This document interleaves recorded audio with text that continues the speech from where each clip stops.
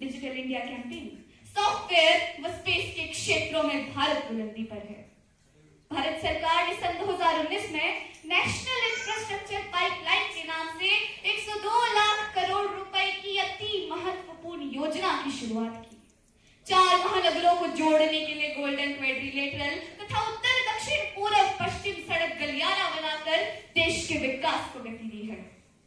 Digital India, make in India, the Atal mission for rejuvenation, vocal for local और आत्मनिर्भर भारत जैसे कार्यक्रमों का उद्देश्य देश को 2047 तक एक विकसित राष्ट्र बनाना है। अपनी कला, परिधान, भाषा सब अपनाएं हम, तकनीकों का सदुपयोग करना सिखाएं हम।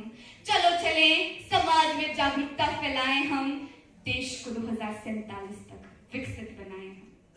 देश को 2047 तक 30 ट्रिलियन अर्थव्यवस्था का देश बनाने के लिए युवाओं के कौशल विकास तथा मेक इन इंडिया के कार्यों को प्रगति देनी होगी। तो चलिए मिलकर ब्रांडिंग करते हैं किन्नौर के किन्नौरी शॉल और चंबा के रुमाल की।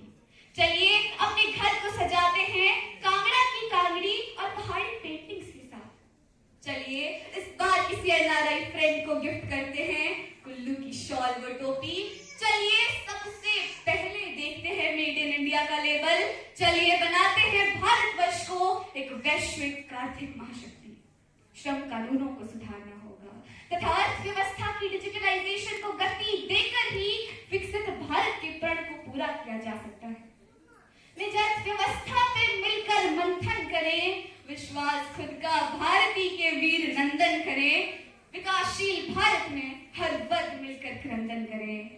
आओ सन 47 के राष्ट्र का अभिनंदन करें। 142 करोड़ की जनता के साथ आज भारत जनसंख्या के तौर पर विश्व का सबसे बड़ा देश है, जहां 65% आबादी 15 से 64 वर्ष की आयु की है। युवा ही देश का भविष्य है और इस अखंड राष्ट्र के भविष्य के निर्माण की योग्यता रखता है।